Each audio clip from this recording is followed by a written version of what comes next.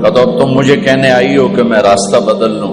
حفصہ جنہوں نے تمہیں بھیجا ہے، عائشہ جنہوں نے تمہیں بھیجا ہے، انہیں بتاؤ 3 دوست تھے، 3 مسافر تھے، ایک ان کی ڈگر تھی، اس پر ایک چلا اور چلتے چلتے چلتے اپنی منزل پہ پہنچا اللہ کے محبوب، پھر دوسرا چلا اور اسی ڈگر پہ چلا اور چلتے چلتے اپنی منزل پر پہنچا ابو بکر صدیق۔ اب تیسرا چل رہا ہے، اگر انہی کی راہ پہ چلے گا تو ان تک پہنچے گا، ادھر ادھر ہو گیا بھول بھٹک جائے گا، انہیں جا کے بتا دو کہ جس راہ پر میرے دونوں ساتھی چلے میں اسی پہ چلتا رہوں یہاں تک کہ میرا اللہ مجھے میرے ساتھیوں سے ملا دے۔ اللہ نے کیسے ملایا؟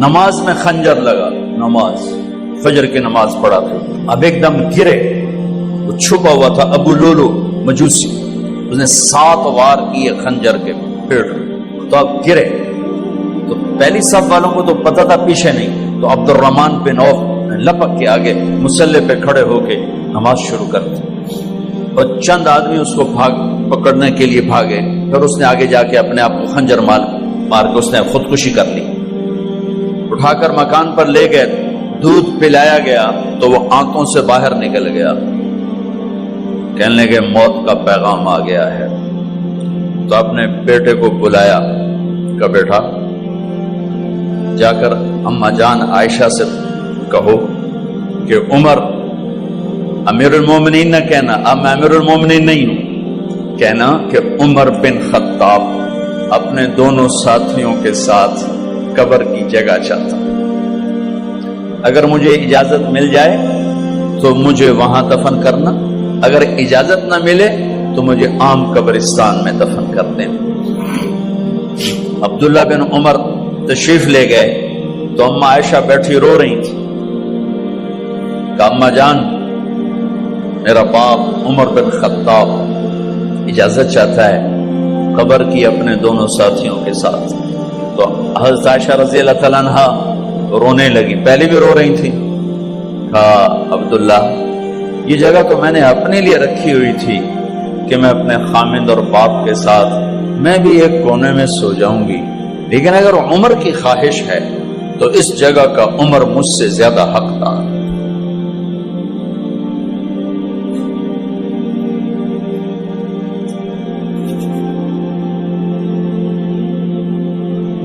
بیٹے نے آ کر کہا ابا جان مبارک ہو، اجازت ہو گئی، کہا بیٹا ہو گئی، لیکن جب میری میت اٹھاؤ تو دروازے پر جا کر رکھنا اور ایک دفعہ دوبارہ پوچھنا، ہو سکتا ہے میرے شرم میں اجازت دی ہو اور میرے مرنے کے بعد انکار فرما دیں، تو ایک دفعہ دوبارہ پوچھنا، اس وقت بھی اجازت ملے تو پھر لے جانا ورنہ واپس لے جانا۔ حضرت علی اور حضرت حسن تشریف لائے جس دن انتقال ہو رہا ہے، تو گھبراہٹ دیکھی، تو علی نے فرمایا عمر موت سے ڈر گئے ہو؟ کہ نہیں موت سے نہیں ڈرو، موت کے بعد کیا ہوگا اس سے ڈر گیا۔ یہ کون کہہ رہا ہے؟ میرے بعد کوئی نبی ہوتا تو عمر ہوتا، یہ وہ کہہ رہا ہے۔ یہ کون کہہ رہا ہے؟ آپ نے کہا آج رات میں جنت میں گیا تھا، میں نے ایک بڑا خوبصورت محل دیکھا، سونے چاندی زمرد یاقوت موتیوں کا، میں نے کہا یہ کس کا ہے؟ تو مجھے کہا گیا یہ آپ کے غلام عمر بن خطاب کا ہے۔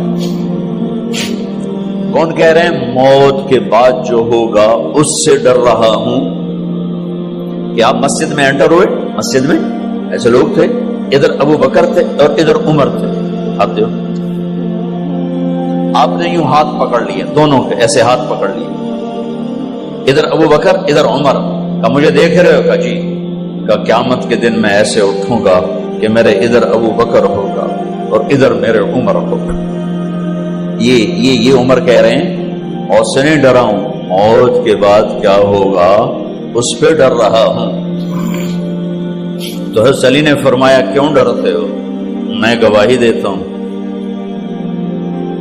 میں نے کئی دفعہ اللہ کے محبوب سے سنا کہ جنت کے بڑی عمر کے، ایک تو نا جنت کے نوجوانوں کے سردار وہ تو حسن حسین ہیں، میں نے کتنی دفعہ سنا اللہ کے نبی سے کہ جنت میں بڑی عمر کے لوگوں کے سردار ہیں ابو بکر اور عمر۔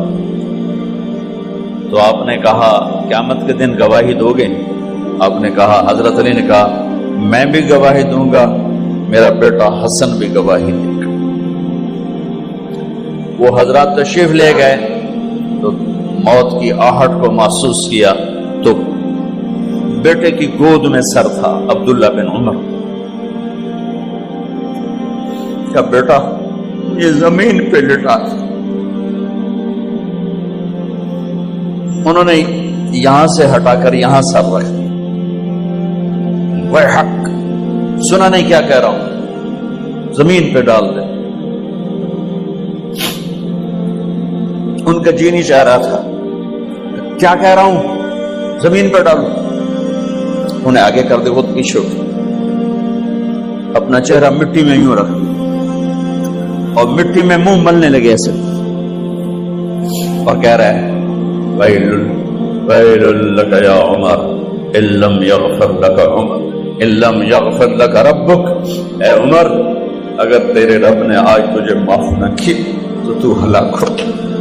ویل لک ولأمک ویل لک ولأمک یا عمر ان لم یغفر لک ربک، عمر اگر آج تجھے اللہ نے معاف نہ کی تو تو ہلاک ہو۔ اتنے بڑے مقام والے 1,24,000 میں ایک آدمی ہے مراد، جسے مانگا گیا ایک آدمی، یا اللہ عمر دے دے میرے اسلام کی بلندی کے لیے۔ وہ کہہ رہے ہیں ویل لک یا عمر ان لم یغفر لک ربک،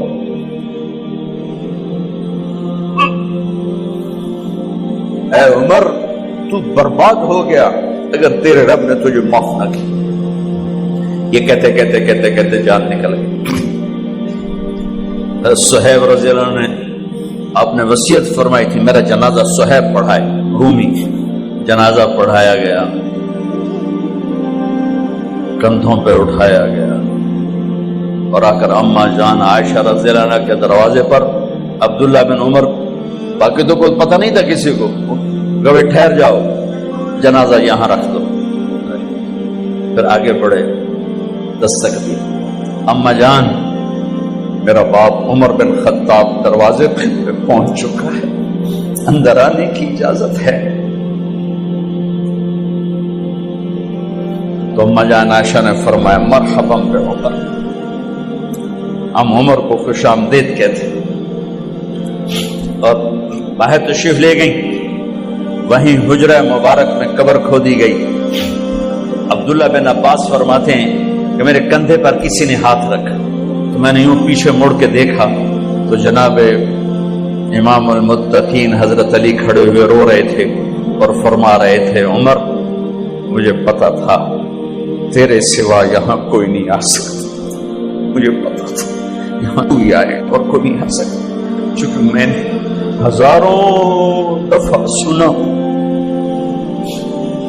خرجت انا و ابو بکر و عمر دخلت انا و ابو بکر و عمر، میں نے ہزاروں دفعہ اپنے نبی کی زبان سے سنا میں اور ابو بکر عمر گئے تھے، میں اور ابو بکر عمر آئے تھے، میں اور ابو بکر عمر اندر گئے تھے، میں اور ابو بکر عمر باہر گئے تھے، میں نے اپنے نبی کے نام کے ساتھ تجھے اور ابو بکر کو اتنا سنا ہے کہ کسی کو نہیں سنا، لہذا مجھے پتا تھا تو اسی جگہ پہ آئے گا، تیری یہی جگہ ہے۔ میرے بھائی بہنوں، یہ وہ لوگ ہیں جنہوں نے رضی اللہ عنہ کا ٹائٹل جیتا اور پھر روتے روتے مر گئے۔ مجھے کیا خبر کیا ہونے والی، آپ کو کیا خبر کیا ہونے والی؟ بے شک میرا رب رحیم ہے، اس کے رحم کے تو فعلی کام بنے گا، کیڑیاں تقریراں تے کیڑے علم، کیڑیاں نمازاں تے کیڑیاں سجدہ، کم تو اس کی رحمت پر بنے گا، پر یہ اعمال اس کی رحمت کو لینے کا راستہ ہیں۔ یہ بھی ٹھیک نہیں ہے کہ اللہ غفور الرحیم ہے آپ ہی معاف کرے گا، یہ یزید اور حسین کو برابر تو نہ کر۔